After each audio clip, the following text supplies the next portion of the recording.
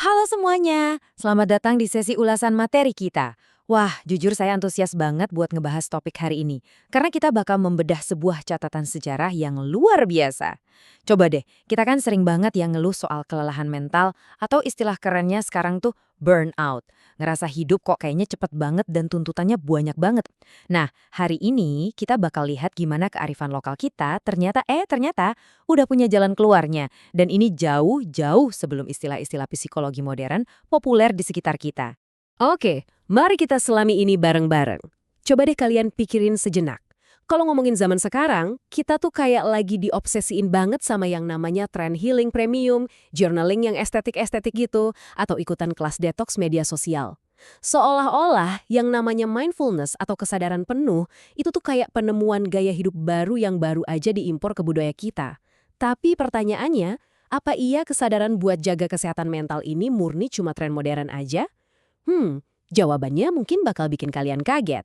Coba perhatiin tahun ini. Tahun 1518.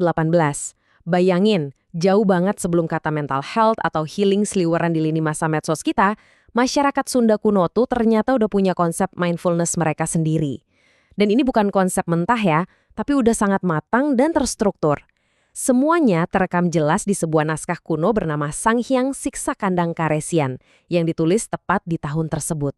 Gila nggak sih? Ratusan tahun yang lalu, leluhur Nusantara udah merumuskan cara buat dapat kedamaian pikiran. Nah, biar lebih jelas, kita masuk ke bagian pertama, membedah konsep para malenyap. Buat kalian yang sering nyari ketenangan batin tanpa distraksi, kata ini nih kuncinya. Kalau kita bedah kata parama lenyap ini, jadi kata ini terdiri dari dua bagian. Parama yang artinya utama atau yang paling tinggi, terus lenyap yang merujuk ke keadaan hening, sadar penuh alias kesadaran batin yang mendalam. Jadi, kalau kita terjemahin ke bahasa kekinian, para melenyap ini tuh ibarat ultimate mindfulness, level kesadaran batin yang benar-benar mentok, paling tinggi menurut kearifan Sunda di abad ke-16. Dan ini ilustrasi yang brilian banget dari naskahnya. Di situ dikasih metafora kalau hidup itu ibarat kita milih air buat mandi. Ada air yang keruh dan bising, dan ada juga air yang jernih dan tenang. Nah, orang yang punya para melenyap ini, mereka nggak cuma pasif ngejalanin hidup, tapi mereka secara aktif menyaring pilihan mereka. Ibaratnya, mereka sadar 100% buat milih mandi di air yang jernih. Artinya apa? Mereka tahu persis mana hal-hal yang bikin batin tenang dan berani ngekat hal-hal yang bikin batin keruh. Lanjut ke bagian 2, yaitu bagaimana konsep ini menjadi antitesis dari hustle culture. Kita semua tahu lah ya, di tengah budaya kerja yang serba ngoyo atau hustle culture sekarang ini, capeknya tuh kerasa banget. Semua harus serba instan, harus selalu kelihatan produktif, dan pastinya harus kelihatan sukses di mata orang lain.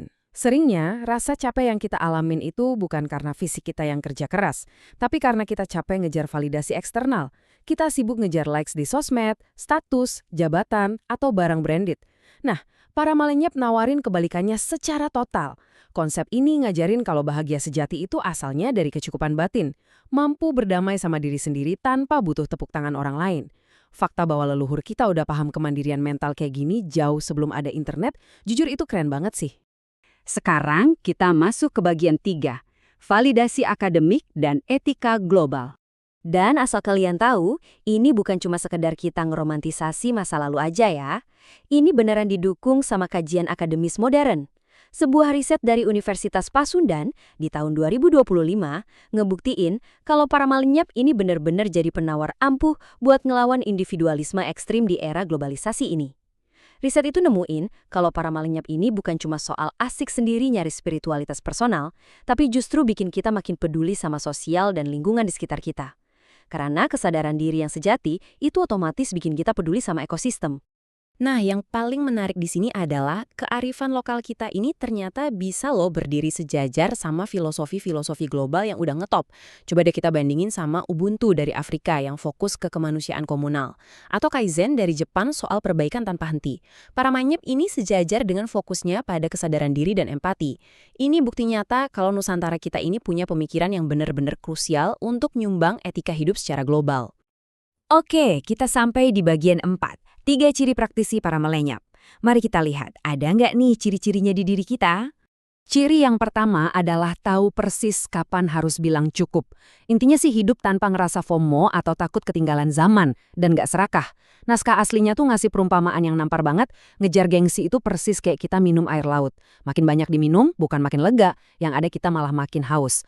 Orang yang mempraktekkan para melenyap tuh tahu kapan dia harus berhenti minum air laut itu. Terus, ciri yang kedua, empati yang tinggi. Kesadaran penuh yang sesungguhnya itu berarti kita sadar banget kalau kebahagiaan kita tuh nyambung sama dunia di luar sana. Jadi nyakitin orang lain atau ngerusak alam demi cuan yang sebentar doang, pada ujung-ujungnya ya sama aja kayak kita ngancurin rumah kita sendiri.